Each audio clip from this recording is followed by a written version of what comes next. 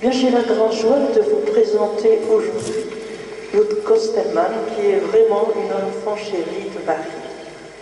C'est vrai. Alors, elle va vous faire découvrir un peu son cheminement. Elle vous en dira beaucoup plus. Et voilà, c'est avec toutes nos oreilles, tout notre cœur que nous allons l'écouter et savourer vraiment la parole que le Seigneur nous inspire aujourd'hui. Merci.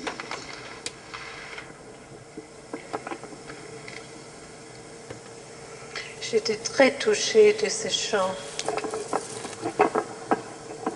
Parlez-lui de nos vides, de tout ce qu'on a rêvé un jour, de faire de notre vie, de notre amour. Et ce soir, c'est vraiment le jour pour lui parler de toutes nos espérances, de toutes nos détresses, car c'est le jour de la vie.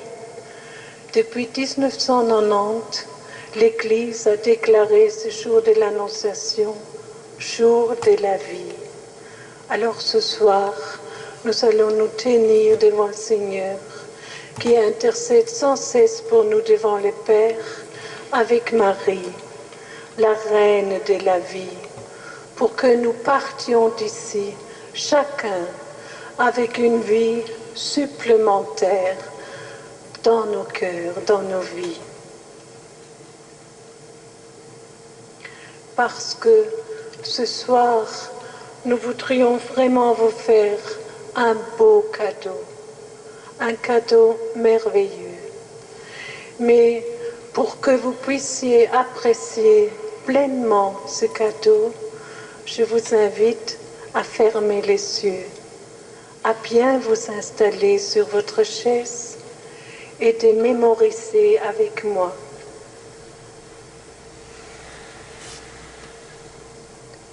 En fait, ce n'est pas nous qui voulons vous faire un cadeau, c'est Dieu lui-même.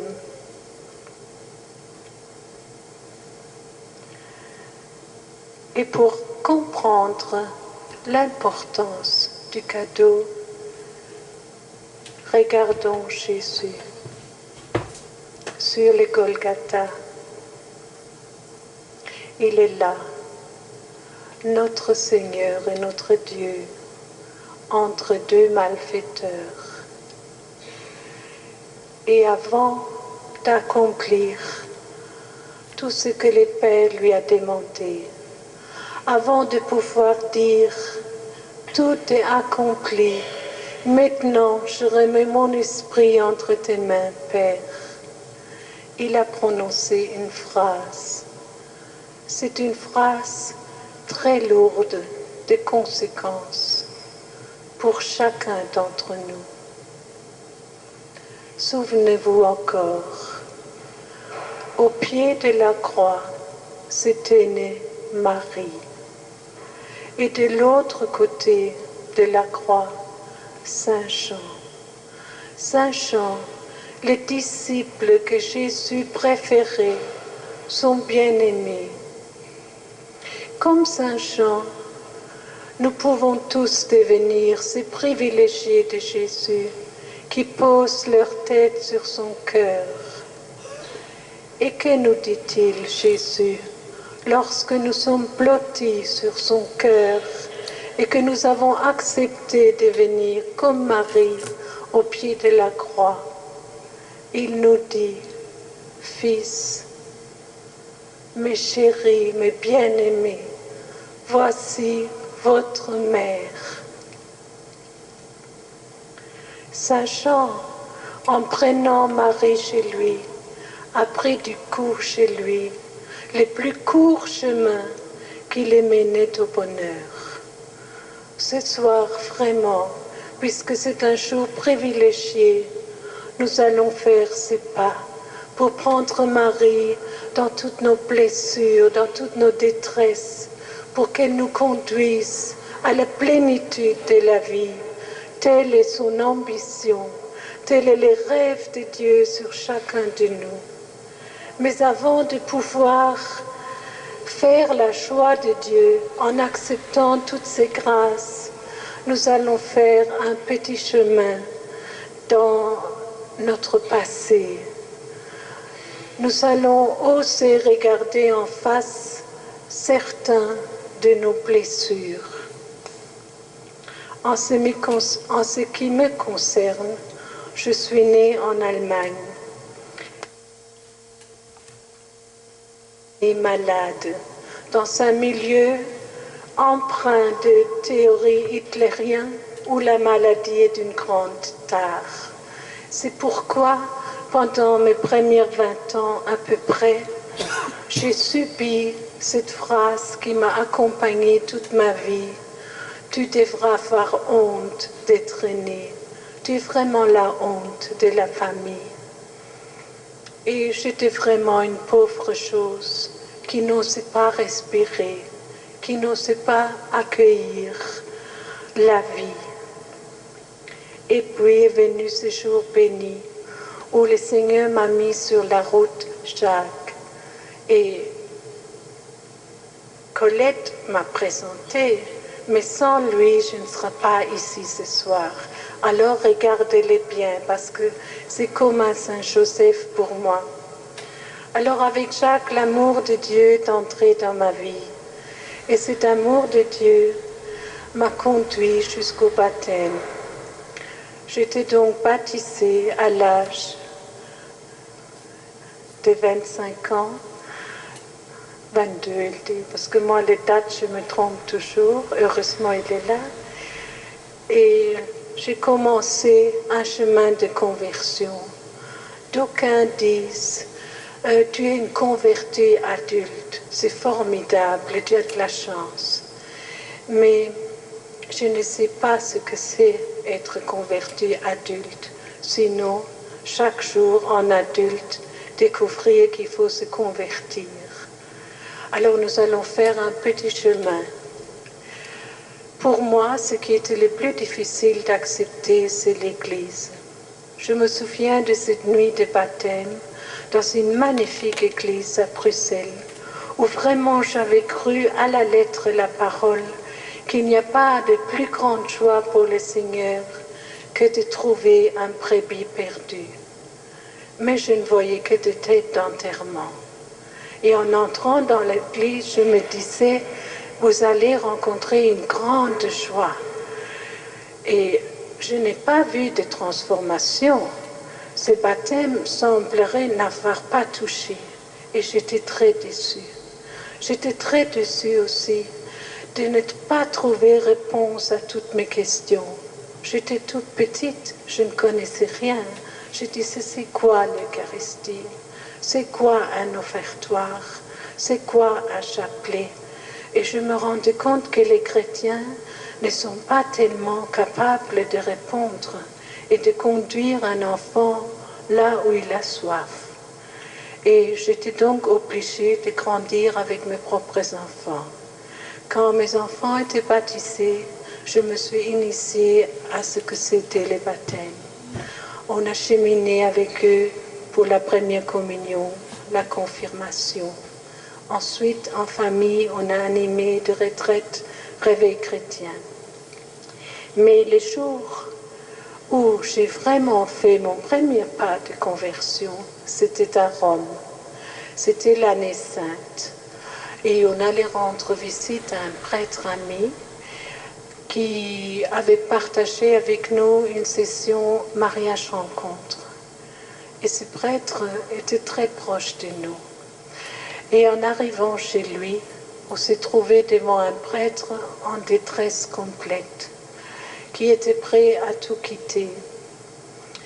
Et il nous a dit, si vous pouvez, si toi, tu peux me dire quelque chose, pourquoi est-ce que je dois me sacrifier pour cette église? Tu l'as vu, cette église? Regarde comment elle est. À Saint-Pierre, il nous montre les sols avec tous les comparites. La cathédrale de Westminster va jusque-là, celle de Rome jusque-là. Il dit, tu vois, c'est ça l'église. Chacun veut être le plus grand. Et tout en visitant Saint-Pierre, il débobinait tout ce qu'il avait contre l'Église, tout ce que moi j'avais nourri depuis des années contre l'Église. je me disais l'Église ne ressemble absolument pas à ce qui est marqué dans l'Évangile. Et à un moment donné, on est arrivé devant le tombeau Saint-Pierre. Et j'étais vraiment en pleurs intérieurement. Et je dis, mais mon Dieu, je crois tout ce que ce prêtre dit, mais que faut-il lui répondre? Moi aussi, je déteste cette église qui est comme une vieille bonne femme qui ne veut pas se rajeunir. Et à un moment donné, mais vraiment, je me suis entendue dire à ce prêtre, à ma propre surprise, c'est sur cette pierre-là,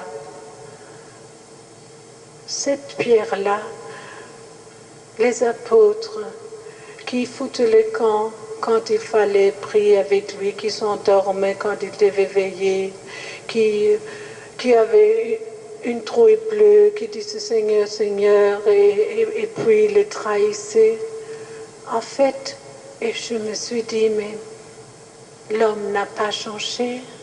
Après 2000 ans, nous sommes toujours les mêmes. L'Église est peuplée de tous ces gens qui sont finalement assez pauvres. Et tout à coup est montée pour moi une question. Je dis, mais Seigneur, est-ce que toi, tu as changé? Est-ce que toi, tu n'aimeras plus ceux que tu as choisis? Toi qui as un jour misé ta confiance et bâti ton Église sur un pierre, est-ce qu'aujourd'hui, tu ne fais plus confiance à tous les incapables, à tous les pauvres que peuple ton Église? Et pour moi, c'était mon premier pas de conversion. J'ai vraiment compris que si nous voulions aimer Jésus, si nous voulons suivre Jésus, c'est que nous ne pouvons pas renier ce que lui a choisi. Et qu'au contraire, la beauté de l'Évangile, c'est justement que le Seigneur prend de très pauvres, de très petits, qui font constamment des gaffes. Et c'est ceux-là qu'il aime beaucoup, beaucoup plus que les autres.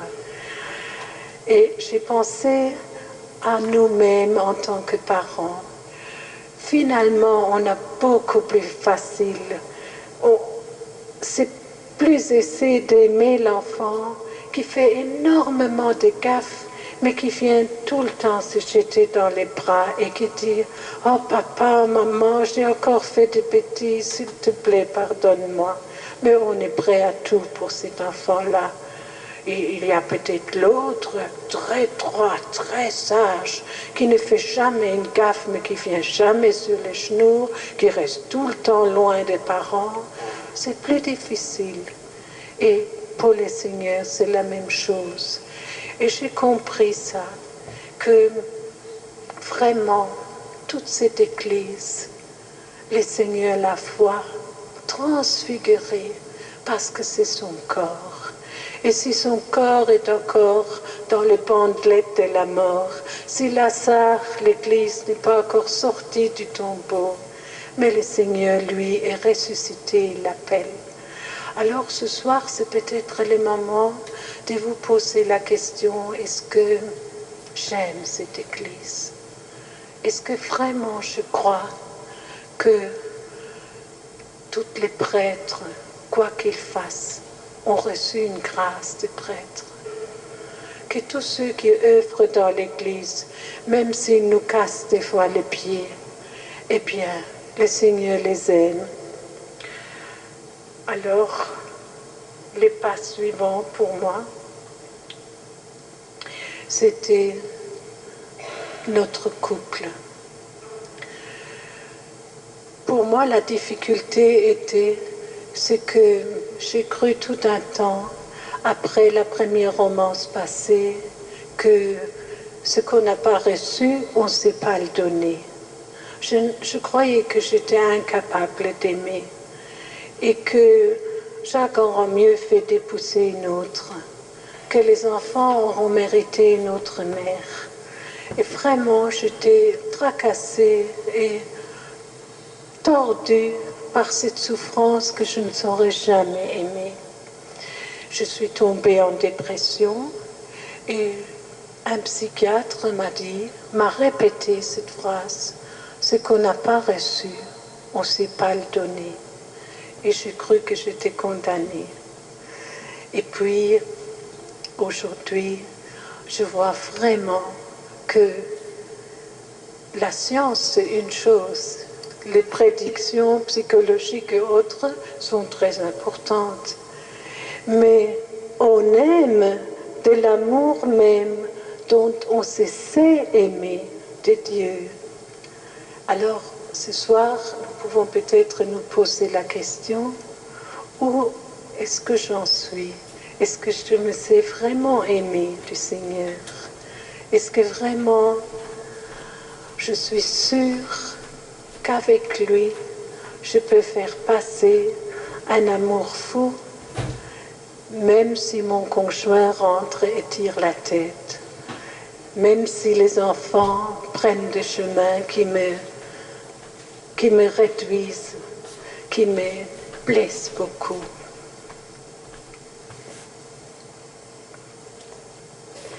Mais c'était pas aussi facile d'en arriver là. Je me souviens, cette nuit à l'hôpital où j'étais opérée des yeux. Je n'avais pas encore 30 ans. Et déjà, vu les problèmes de naissance, j'avais une cataracte d'une vieille femme. Et je me vois couchée sur le lit avec Jacques à mes côtés, qui jouait avec un casse-tête chinois. Et je les regarde et je me dis, mais dis rien. Ça vaut bien la peine qu'on fasse du mariage rencontre et des dialogues quotidiens si dans un tel moment il ne dit rien et il me laisse dans ma solitude. Et je me suis enfoncée dans mon cinéma intérieur. On connaît ça, nous, hein? Une fois qu'on débobine, ça devient grave. Et chez moi, ça se déroulait comme ça. C'est vrai qu'il ne m'écoute pas. Hein? Il ne m'écoute pas souvent. Est-ce qu'il m'aime seulement? Moi, je crois que non. En fait, est-ce que j'aurais dû les pousser?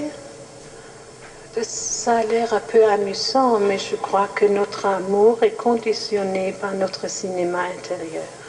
Et je me suis endormie, la plus malheureuse femme de la terre, qui n'était pas aimée, qui était toute seule alors qu'elle allait peut-être devenir aveugle, et son mari qui dit rien.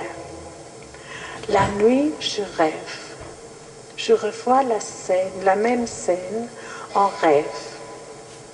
Et apparemment, le Seigneur voulait me montrer les lunettes qu'il me préparait en cachette. Parce que je vois Jacques et je pense, mon Dieu, qu'est-ce qu'il a peur.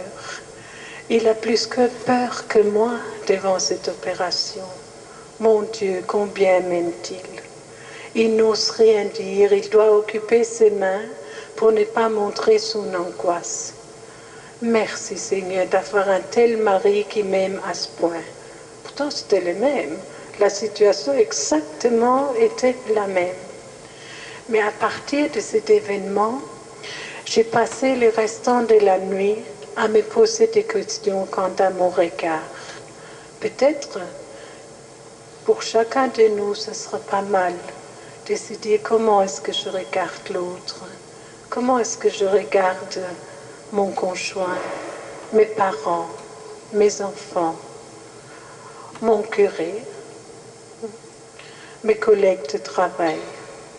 Est-ce que vraiment j'ai sur eux ce regard de tendresse que Dieu a sur eux? Et en fait, moi, ça m'avait vraiment touchée, que je croyais, moi, avoir un bon regard sur lui, un bon jugement. On a fait un petit progrès ce jour-là, mais apparemment, ce n'était pas encore assez. Parce que quelque temps après, je me retrouvais à nouveau en clinique avec la rétine déchirée. Et là, le Seigneur est allé plus fort encore pour les regards. peut-être les vôtres aussi. J'ai déjà dû quitter une clinique qui ne savait pas m'aider. Et j'ai débarqué à Leuven où j'ai voulu tout de suite ma chambre particulière. Je me dis, Jacques a une assurance au bureau. Nous, on ne se payera pas une chambre particulière, mais je veux faire jouer cette assurance, enfin ma chambre, mes amis qui viennent prier avec moi, qui viennent me donner du courage. J'accepte pas d'être dans une chambre commune. Et voilà, il faut être responsable de moi. J'ai besoin de ces prières et ce contact. Bon. Et j'étais dans une chambre, on était 6. Et au bout du 3e jour, je pouvais avoir ma chambre particulière. J'annonce à la chambrée, demain, je serai dans une autre chambre. Silence. J'ai dit, demain, je pars. Alors il y a une dame qui répondait, vous êtes la pire des égoïstes qui m'a jamais été donné de rencontrer. Moi, je la regarde amusée, je dis, ah bon? Alors elle a commencé à parler et au fur et à mesure qu'elle parlait, j'ai dû m'asseoir et j'ai dit, mais c'est vraiment comme si le Seigneur me parlait, mais peut-être à vous aussi. Elle me disait, vous êtes ici, vous ne pensez qu'à votre chambre particulière, mais regardez-vous, tout votre côté est rempli de fleurs. Moi, je suis une pauvre étrangère. Vous m'avez donné aucun de vos bouquets. Nous avons à nous deux un téléphone. Il ne fait que sonner pour vous. Ça veut dire que vous avez beaucoup d'amis. Mais quand m'avez-vous donné un peu de cette amitié que vous recevez? Et elle a continué. Elle a dit, voilà, je suis peut-être une femme très vulgaire qui vous a tapé sur le système. Mais je peux vous dire une chose, je ne suis pas croyante. Mais je ne traiterai pas avec la moitié du mépris ceux que je côtoie comme vous m'avez traité. Pour moi, c'était la nuit la plus horrible que j'ai passée. Et j'ai dû voir toutes mes manières de regarder aussi mes parents, qui vraiment, c'est vrai, ils m'ont fait beaucoup souffrir, mais j'ai vu que malgré les grandes aires de convertis, je n'ai pas vraiment prié pour eux. Je n'ai pas demandé les bénédictions de Dieu sur eux, qui pourtant avaient une vie très difficile. Papa était orphelin très tôt. Et je me disais, c'est la même chose avec mon frère. C'est vrai, il a fait de très vilaines choses. Et il est un peu la cause que 2 de mes neveux sont en prison. Mais combien de fois ai-je offert quelque chose pour lui? Et ainsi de suite. J'ai vu toute ma vie. Et je vous pose la question, tous ceux qui vous blessent, tous ceux qui vous font mal, combien de fois avez-vous prié pour eux, pour demander au Seigneur de les rejoindre et de les bénir et de remplir votre cœur de pardon? Bref, pour moi, arrivé les matins, j'étais tellement triste de moi-même que je dis au Seigneur, Seigneur, si tu veux prendre mes yeux, je te les donne. Pour ce que j'ai vu jusqu'à présent, je n'en veux plus. Mais je t'en prie, donne-moi le regard du cœur. Nous allons demander ce regard du cœur ce soir. Mais en nous jetant dans ses bras, en lui demandant de nous faire voir toutes nos mauvaises manières de regarder les autres, de regarder la vie.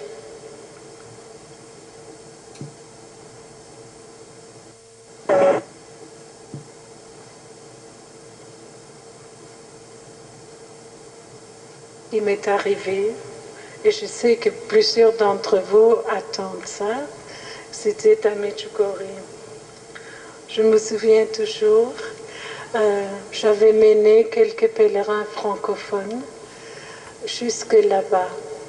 Or, vous devez savoir, j'ai toujours eu des difficultés pour marcher en pente ou pour grimper parce que mes genoux sont opérés.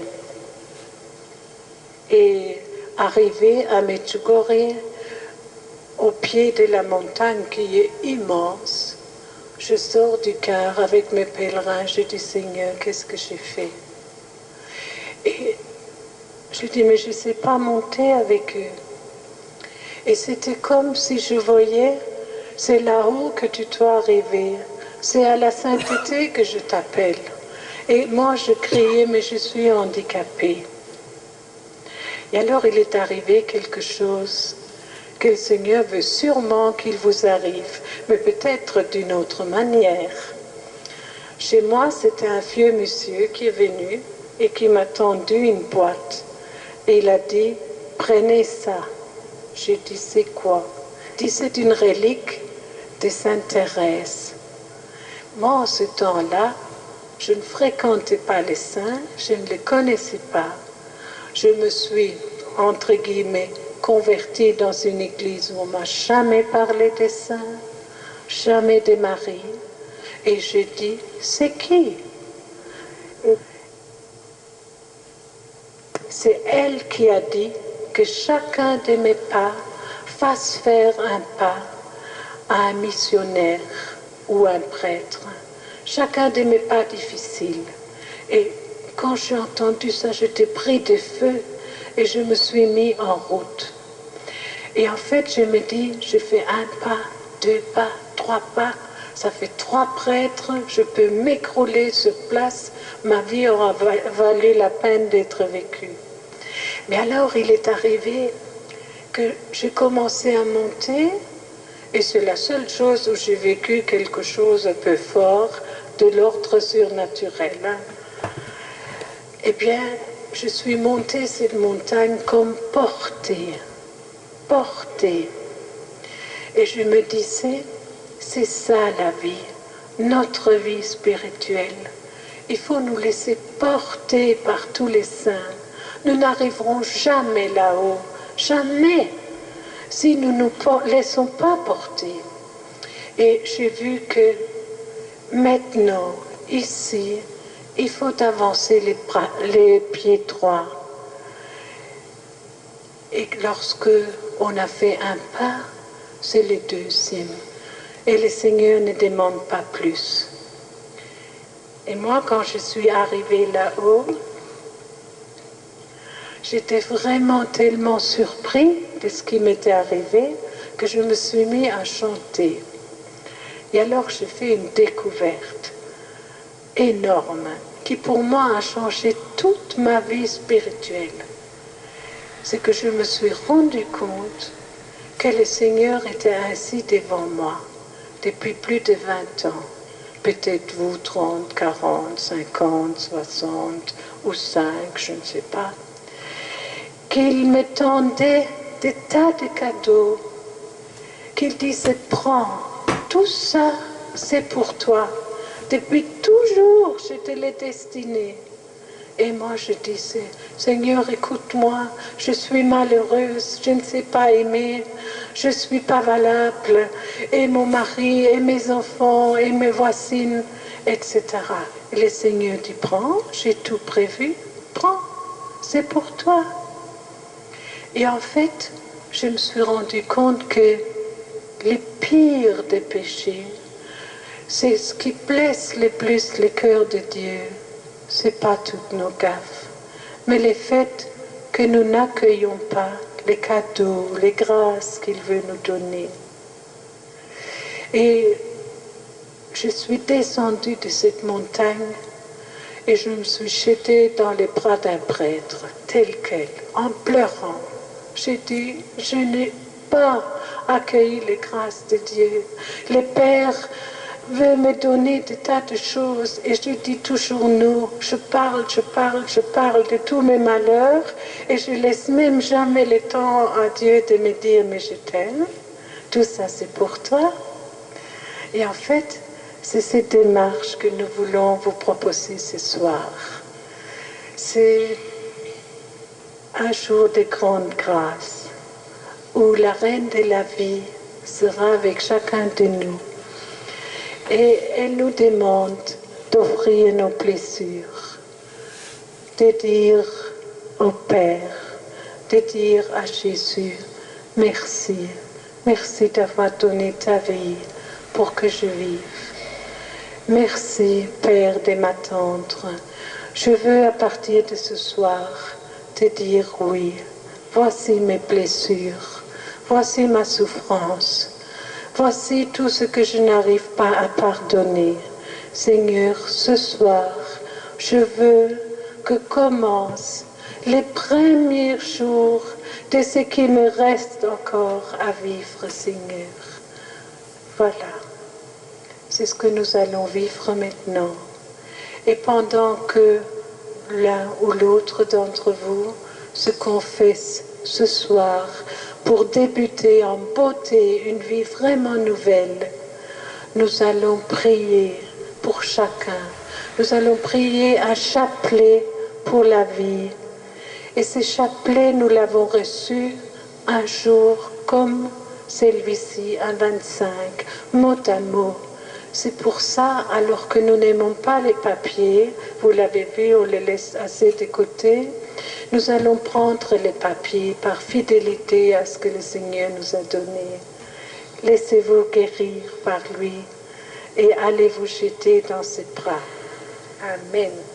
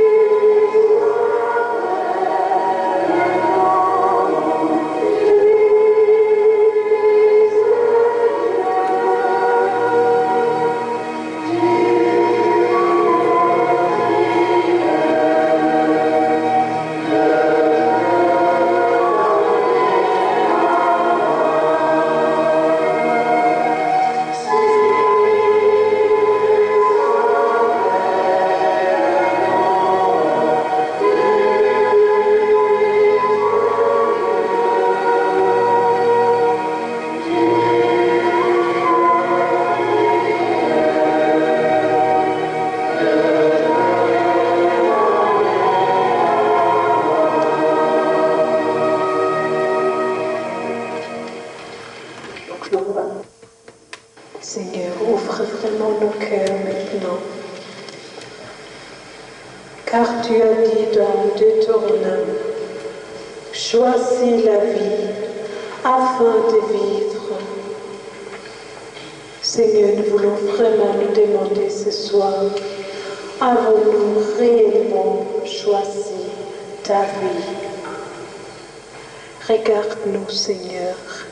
Certains ont des difficultés à faire un choix de vie parce qu'ils n'ont pas été choisis, aimés eux-mêmes. D'autres sont tellement désillusionnés, écorchés par leur vie relationnelle, professionnelle, spirituelle, qu'ils sont comme coupés de Dieu et des autres. Certains sont blessés par un deuil ou une très grande déception.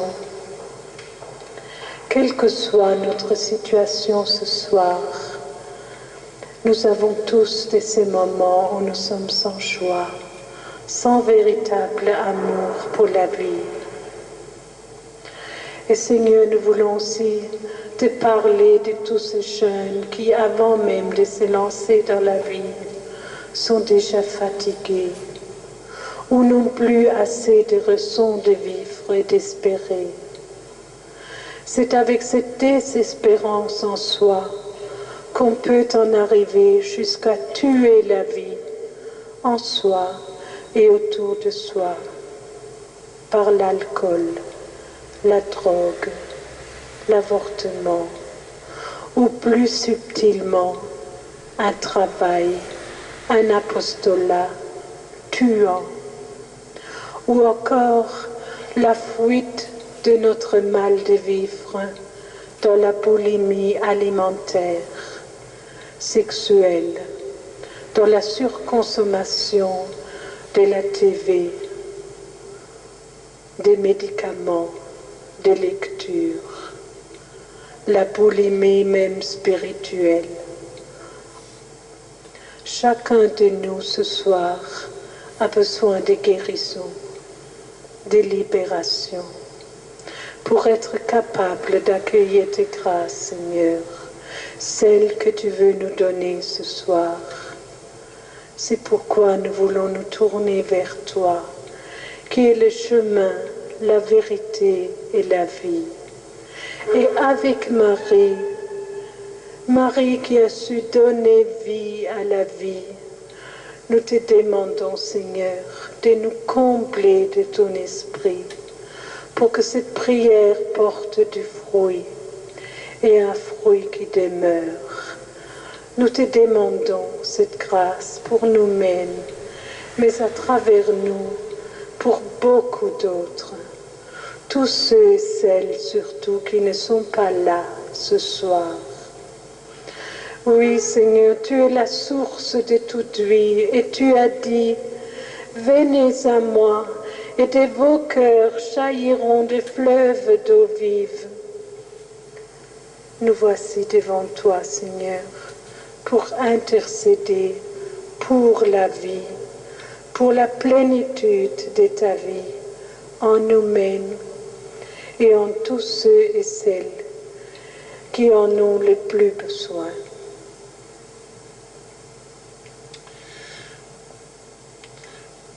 Première dizaine, prions-la pour nous-mêmes et notre accueil personnel du don de Dieu. Seigneur, dans ta parole de vie, Jean 5, 24, tu dis « Celui qui croit est passé de la mort à la vie. Jésus, je crois en toi. Je t'offre mon cœur, mon corps, mon âme blessée. Viens me donner ta vie en abondance. » Le pécheur est ennemi de sa propre vie.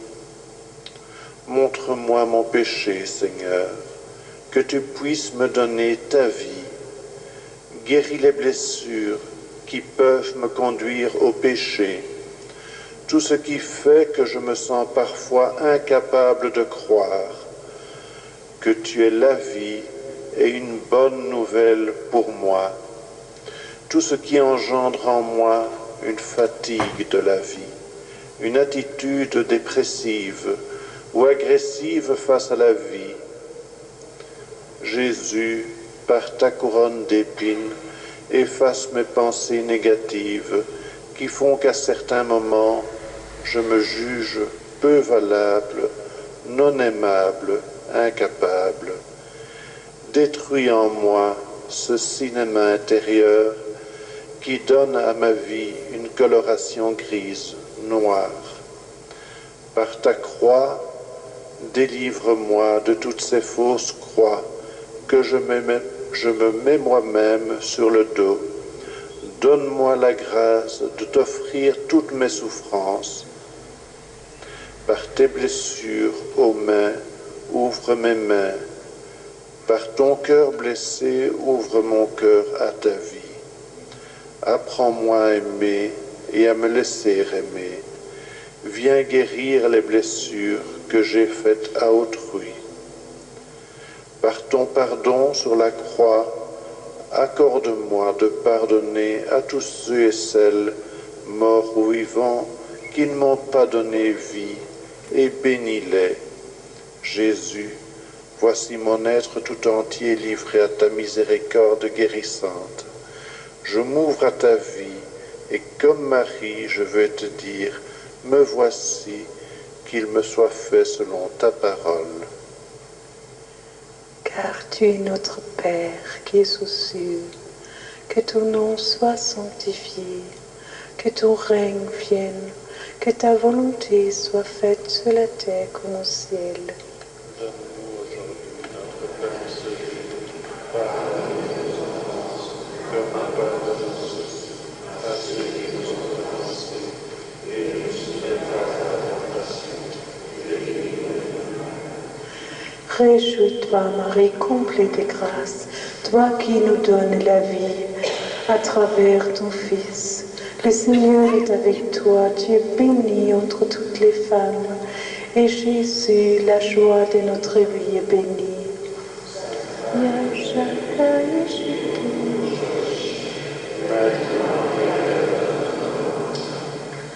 Réjouis-toi, Marie, porte du ciel, le Seigneur est avec toi.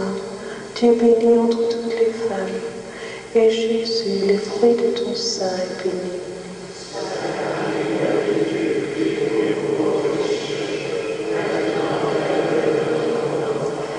Réjouis-toi, Marie, arche d'alliance, le Seigneur est avec toi. Tu es bénie entre toutes les femmes, et Jésus, le fruit de ton sein, est béni.